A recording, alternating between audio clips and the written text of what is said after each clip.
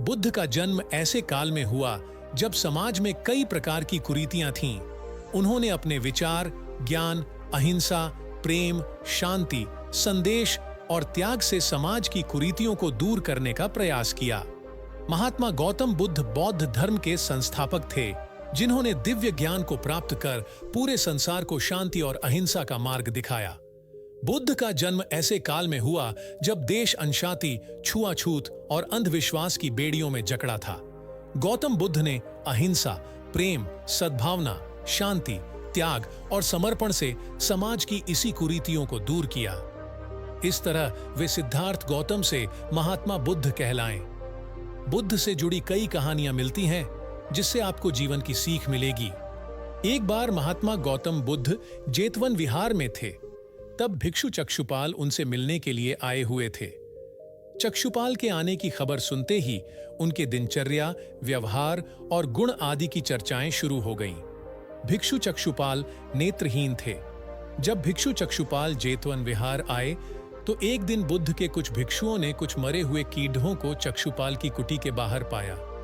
इसके बाद उन्होंने चक्षुपाल की निंदा करनी शुरू कर दी।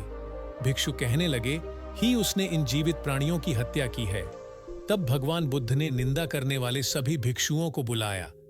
बुद्ध ने पूछा कि क्या तुम लोगों ने भिक्षु चक्षुपाल को इन कीड़ों को मारते हुए देखा है? भिक्षुओं ने नहीं में उत्तर दिया। तब भगवान बुद्ध ने उनसे कहा कि जैसे तुमने चक्षुपाल को कीड़ों को मारते हुए नहीं देखा, ठीक वैसे ही चक्षुपाल ने भी कभी उन कीड़ों को मरते हुए नहीं देखा। चक्षुपाल ने उन कीड़ों को जानबूझकर नहीं मारा है, इसलिए ऐसे में उनकी निंदा या भर्त्सना करना बिल्कुल उचित नहीं है। तब भिक्षुओं ने बुद्ध से पूछा कि भिक्षु चक्षुपाल अंधे कैसे हुए? क्या उन्होंने इस जन्म में या फिर पिछले जन्म में कोई पाप किए थे? बुद्ध ने भिक्षुकों को चक्षुपाल के बारे में बताते हुए कहा कि वो पूर्व जन्म में एक चिकित्सक थे। एक नेत्रहीन स्त्री सभी जगह चिकित्सा करवाकर हार चुकी थी। कोई उसके आंखों को ठीक नहीं कर सका। तब उसने चक्षुपाल से अपने नेत्रों की चिकित्सा कराई और उसने चक्षुपाल को यह वचन दिया था कि यदि वो उसकी आंखों की रोशनी लौटा देंगे तो वो और उसका पूरा परिवार भिक्षु चक्षुपाल के दास बन जाएंगे। चक्षुपाल की चिकित्सा से उस स्त्री की आंखें बिल्कुल ठीक हो गईं, लेकिन अंत में उसने दासी बनने के भय से अपने द्वारा किए वादे को मानने से इनकार कर दिया।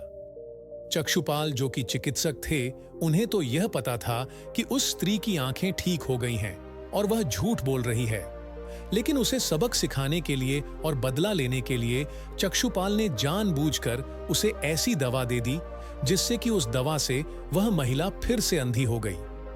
उस महिला को अपने किए पर पश्चाताप भी हुआ। वह बहुत रोई पीटी, लेकिन फिर भी चक्षुपाल को उस पर जरा भी दया नहीं आई और इसी पाप के फलस्वरूप अगले जन्म यानी इस जन्म में चक्षुपाल अंधा बनना पड़ा। यह देखकर फाहियान बोला, भाइयों, आपकी आधी से अधिक अवस्था समाप्त हो चुकी है। इस प्रकार का पाप कर्म करने से परलोक से आपको क्या गति होगी? पिछले जन्म में जो पाप किए थे उनके फल से आज दरिद्रावस्था से पड़े हो। अब फिर वैसे ही कर्म करके अपने लिए विष वृक्ष क्यों बो रहे हो?